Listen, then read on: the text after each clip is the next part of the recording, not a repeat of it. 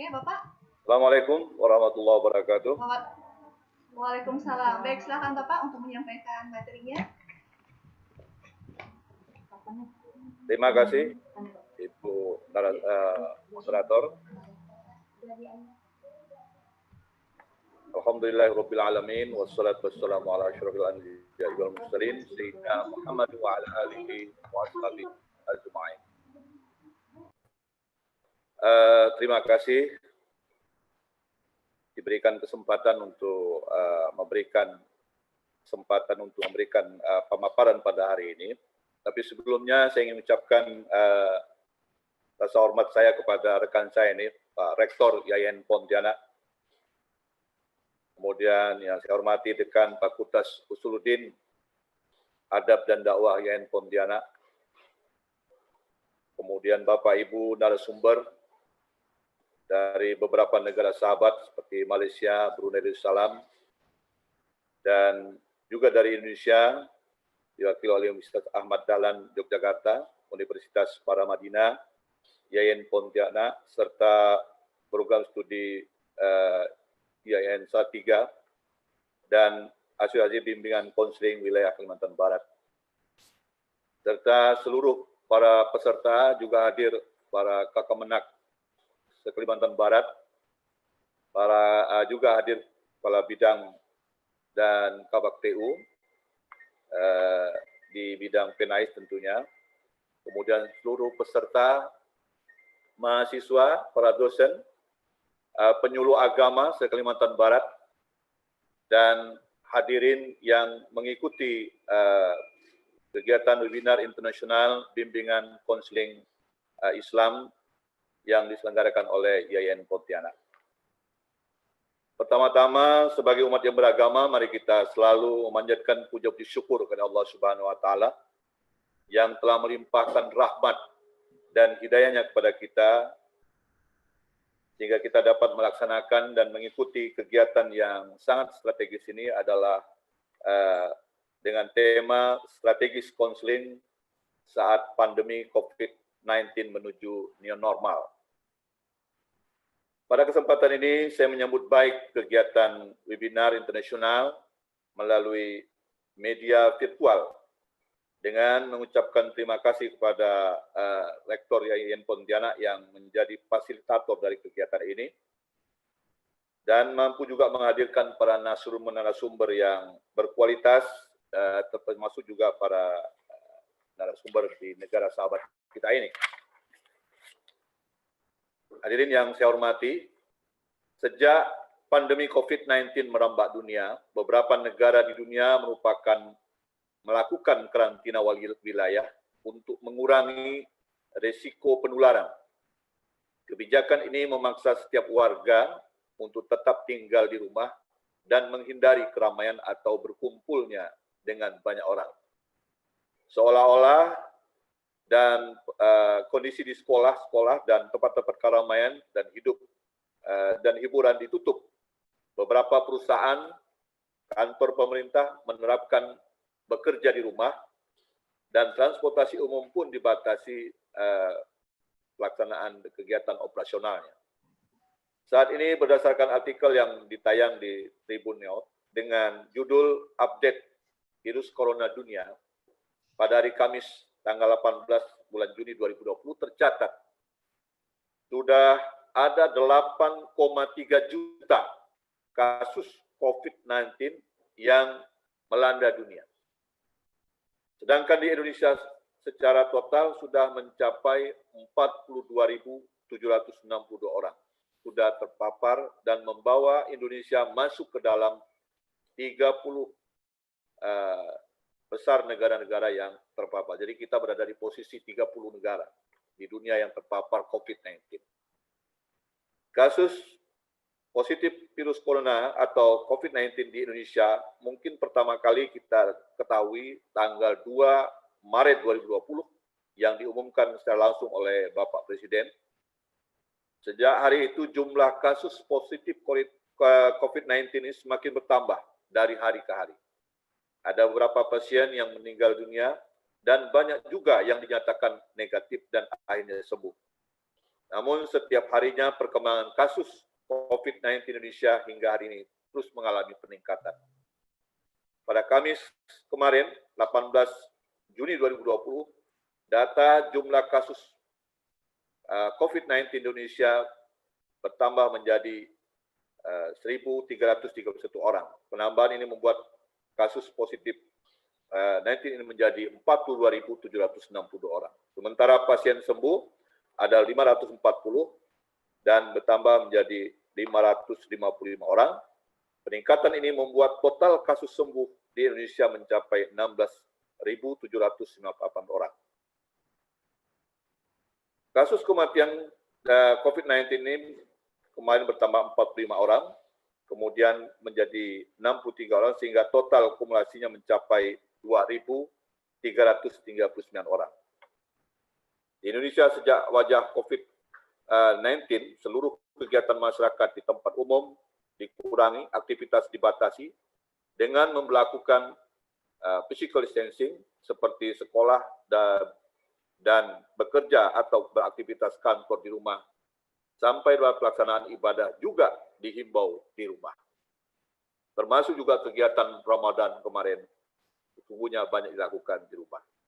Pusat perbelanjaan dan hiburan serta tempat ibadah sementara sebagian ditutup, begitu juga operasional transportasi dibatasi, imbasnya tentu pada perekonomian masyarakat Indonesia menjadi mengalami kondisi. Bahkan jumlah bisnis terpaksa harus juga sebagian yang gulung tikar.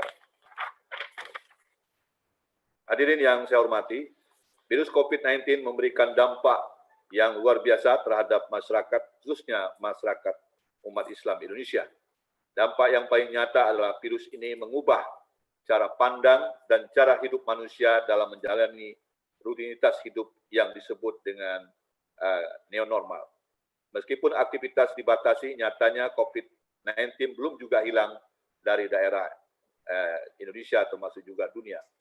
Masyarakat tentunya masih merasa cemas untuk melakukan kegiatan secara new normal saat pandemi COVID-19 yang belum hilang ini.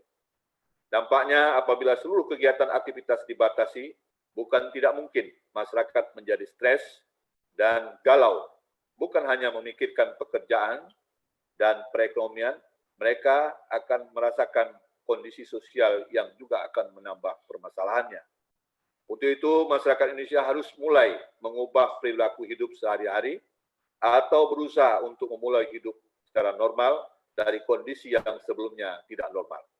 Misalnya, keluar rumah menggunakan masker, tak lupa juga disediakan sarung tangan untuk naik kendaraan, pulangnya langsung cuci tangan, dan ganti baju hingga mandi sebelum rehat atau duduk santai di rumah.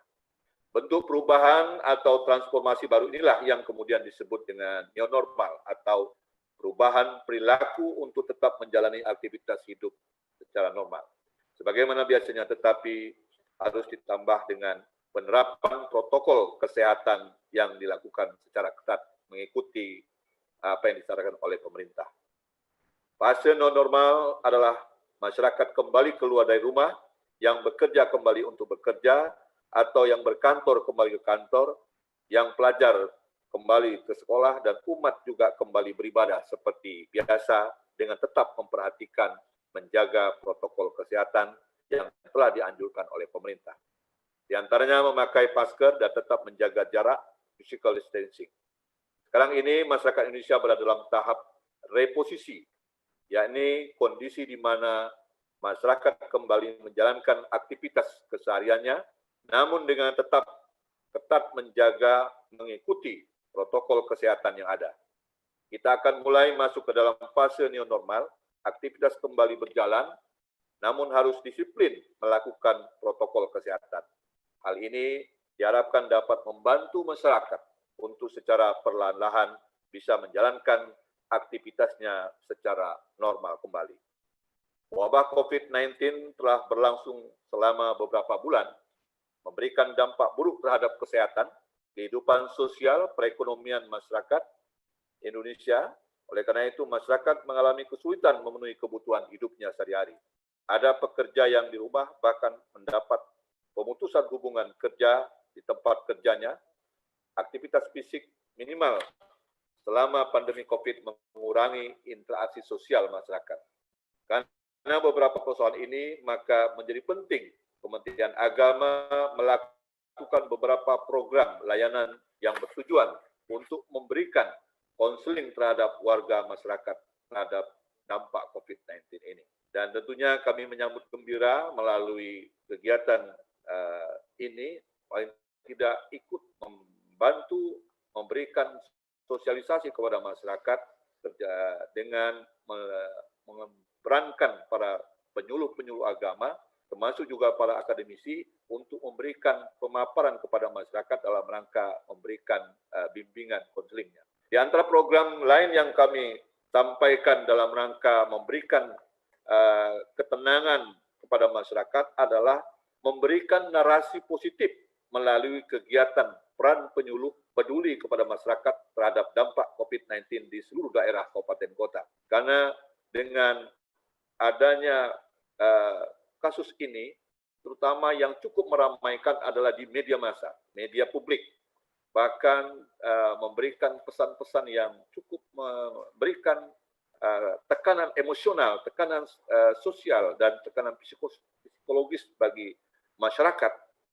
Oleh karena itu, perlunya kita memberikan pemberian narasi-narasi positif yang memberikan netralitas kepada masyarakat. Melalui peran para penyuluh, melibatkan kita beberapa penyuluh, mereka membuat konten-konten di media ataupun melalui media virtual atau Zoom meeting dalam pembinaan Majlis Taklim.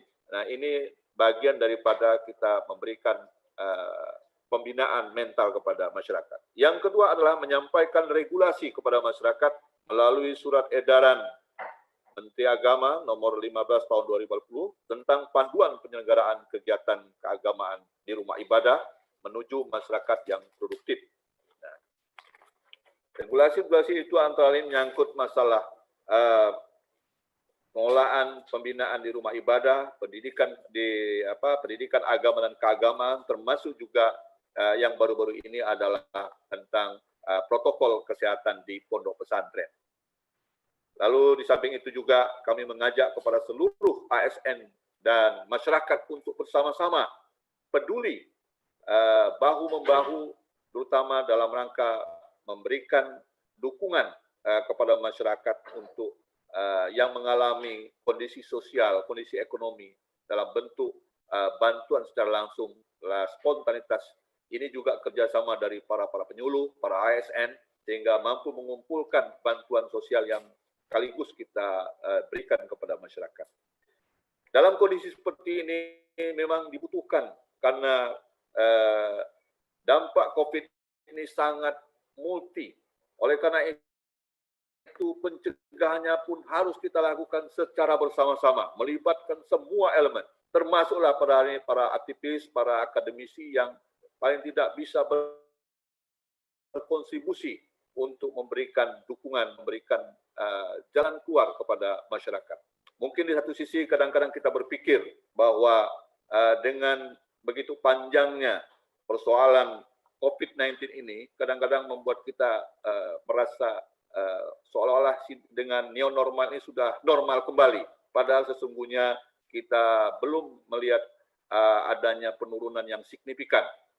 Oleh karena itu, meningkatkan protokol kesehatan dimanapun, termasuklah kita semua ini, adalah bentuk menunjukkan solusi kita. Bukan kita sebagai pembawa masalah. Nah, tapi oleh karena itu, tunjukkanlah sikap kita paling tidak dengan menggunakan protokol kesehatan seperti memakai masker, cuci tangan, menjaga jarak, walaupun kadang-kadang ini agak berbeda dari biasa rutinitas kita, atau kadang-kadang kita bisa capek juga merasakannya, tapi sadarlah bahwa kita hadir adalah membawa solusi, bukan kita menjadi sumber masalah atau sebagai kurir yang membawa virus ini. Nah, ini harus dijadikan mental ataupun prinsip dalam sikap kita. Demikian mungkin yang beberapa hal yang dapat saya sampaikan. Mudah-mudahan ini menjadi sumbangan pemikiran bagi kita, dan saya juga mengapresiasi banyak sekali para narasumber yang luar biasa hari ini. yang tentunya nanti akan banyak memberikan pencerahan kepada kita, dan mudah-mudahan ini menjadi amal soleh bagi kita semua. Terima kasih dan saya akhiri. Wassalamualaikum warahmatullahi wabarakatuh.